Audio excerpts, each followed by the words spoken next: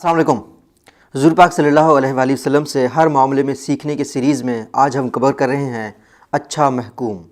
اچھا محکوم کون ہے؟ محکوم کا مطلب ہے کہ کسی حکومت میں جو اس کی رعایا ہوتی ہے، جو قوم ہے، وہ کیسا ہونا چاہیے، جو حکم ماننے والا ہو حاکم کا۔ حضور پاک صلی اللہ علیہ وآلہ وسلم نے فرمایا، جو جماعت سے جدا ہو کے مرا وہ جاہلیت کی موت مرا۔ یعنی ایک اگر ملک ہے تو وہ ایک جماعت کی طرح ہے، ایک آرگنائزیشن ہے وہ ایک جماعت کی طرح ہے۔ جو اپنی جماعت سے، اپنے گروپ سے الگ ہو کے مرا وہ جاہلیت کی موت مرا۔ حضور پاک صلی اللہ علیہ وآلہ وسلم نے فرمایا، مسلمان پر سننا اور ماننا لازم ہے، خواہ پسند ہو یا ناپسند ہو، مگر یہ کہ گناہ کا حکم دیا جائے، اگر گناہ کا حکم دیا جائے تو نہ سنو اور نہ اطاعت کرو۔ جب آپ کا حکم، جب آپ کے ملک کا پریزیڈنٹ کچھ حکم دیتا ہے، اگر وہ گناہ میں نہیں آتا تو پھر آپ کو اس کو ماننا چاہیے۔ جب حضور پاک صلی اللہ علیہ وآلہ وسلم سے سننے اور ماننے پر بیعت کی جاتی تھی تو آپ فرما دیتے تھے، ان حکموں میں جن کی تمہارے اندر طاقت ہو۔ حضور پاک صلی اللہ علیہ وآلہ وسلم نے فرمایا، سنو اور اطاعت کرو اگرچہ تم پر ایک حبشی غلام ہی امیر ہو اور اس کا سر منکی کی طرح ہو، یعنی حقیر اور بے ضباط شخص ہی کیوں نہ ہو۔ پانچویں حدیث اچھے محکوم کے حوالے سے حضور پاک صلی اللہ علیہ وآلہ وسلم نے فرمایا کہ سنو اور اطاعت کرو، جو وہ کریں اس کے وہ ذمہ دار ہوں گے اور جو تم کرو گے اس کے تم ذمہ دار ہوگے۔ یعنی حاکم اگر آپ کو کوئی کام کا کہہ رہا ہے تو اس کی ذمہ داری اس کے اوپر ہے، آپ کا کام حاکم کی بات ماننا ہے۔ حضور پاک صلی اللہ علیہ وآلہ وسلم نے فرمایا، جس نے میری اطاعت کی اس نے اللہ کی اطاعت کی، جس نے میری نافرمانی کی اس نے اللہ کی نافرمانی کی، اور جس نے امیر کی اطاعت کی اس نے میری اطاعت کی، جس نے امیر کی نافرمانی کی اس نے میری نافرمانی کی۔ ساتویں حدیث آپ صلی اللہ علیہ وآلہ وسلم کی اچھا محکوم ایک اچھے قوم کے باشندے ہونے کے حوالے سے ہے کہ کسی امیر کی بات ناپسند ہو تو اس کو چاہیے کہ صبر کرے، اگر وہ اس کی اطاعت سے ایک بالشت بھی نکلا تو وہ جاہلیت کی موت مرا۔ آٹھویں حدیث ہے، حضور پاک صلی اللہ علیہ وآلہ وسلم نے فرمایا، جس نے امیر کی توہین کی تو اللہ تعالیٰ نے اس کو اللہ تعالیٰ اس کو ذلیل کرے گا۔ اچھا، اب یہ ماڈرن لیڈرشپ کی بھی یہی کہانی ہوتی ہے، ٹھیک ہے نا۔ حضور پاک صلی اللہ علیہ وسلم کی جو بھی بات ہوتی ہے اس میں انتہائی گہرائی ہوتی ہے، اس میں ہم سوشل سائنس، ایک سوشل سائنٹسٹ کے ہونے کی حیثیت سے، ایک سوشل سائنسز میں ریسرچر ہونے کی حیثیت سے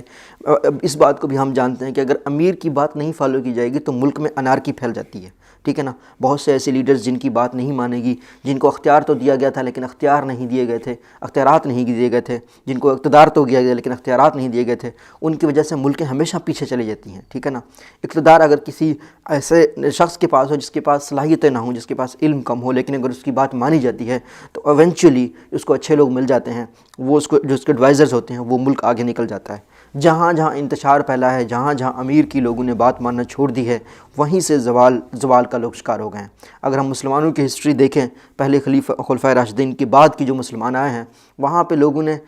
جو امیر کی بات جو ہے نا سننی چھوڑ دی تھی، جس کی وجہ سے پرابلمز ہو گئے تھے۔ اگر ہم بات کریں مسلمانوں کی جو 1000 ہجری کے بعد کے جو پرابلمز ہیں، وہ بھی یہی ہیں کہ لوگوں نے، عوام نے امیر کی بات ماننا ختم کر دی تھی، اور ہم جو ہے نا کچھ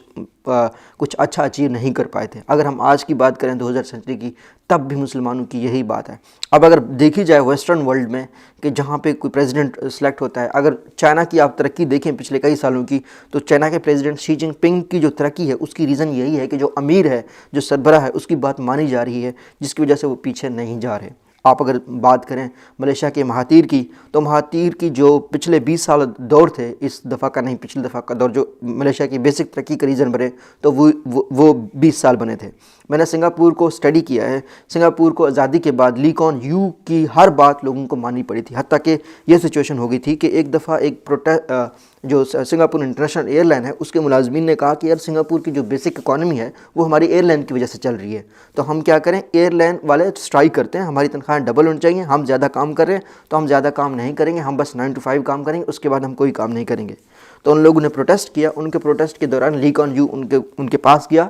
ان سے کہا کہ میں آپ کو جو ہے نا فون بھی کر سکتا تھا، میں کسی دوسرے کو بھی بھیج سکتا تھا، but I wanted to see in your eyes that how committed you are, and I'm telling you, you have to go to work, you have to do the extra hours, you have to do it with full commitment, and then you will get the increments, otherwise اس نے کہا کہ میں آپ سے وعدہ کرتا ہوں کہ میں دوبارہ ایک نئی ایئر لائن کھڑی کروں گا۔ سو یہ ہوتی ہے کمٹمنٹ، اور ان لوگوں نے امیر کی بات، اپنے جو اس وقت کے جو امیر تھے لی کون یو سنگاپور کے، اس کی بات مانی ہے، اور Singapore right now is a developed country, and Singapore passport is one of the best passports in the world. That country is one of the greenest country in the world. That country is one of the educated countries in the world. That country passport is the most powerful passport in the world, and the foundation of that is because of the work of Lee Kuan Yew. So یہ ہم کہہ سکتے ہیں کہ حضور پاک صلی اللہ علیہ وآلہ وسلم کی جو